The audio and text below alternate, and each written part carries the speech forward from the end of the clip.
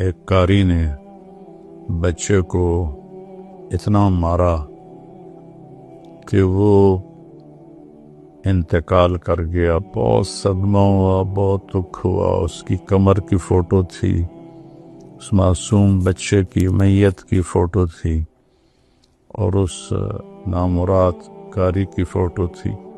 نہ یہ دین کا طریقہ ہے، نہ ہی میرے نبی نے یہ بتایا ہے۔ ایک دن اس بچے نے چھٹی کر لی تو اس کو پیار سے بھی سمجھایا جا سکتا تھا، لیکن اس کو اتنا مارا کہ وہ مر ہی گیا۔ بچوں کے والدین پہ کیا گزری ہوگی۔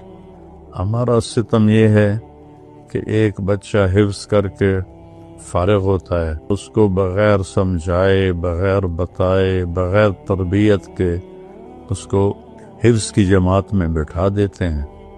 سوٹی اس کے ہاتھ میں ہوتی ہے، وہ جدھر چاہتا ہے پھر اس کو سفاکانہ طریقے سے استعمال کرتا ہے۔ اور والدین بھی ایسے نادان ہیں کہ وہ کہتے بس ہمارا بچہ حافظ بن جائے، چاہے اس کی کھال اتار دی جائے۔ وہ حافظ تو بن جائے گا لیکن صحیح مسلمان نہیں بنے گا۔ مار پیٹ سے کبھی کسی کو ہدایت نہیں ملتی، کسی کو راستہ نہیں ملتا۔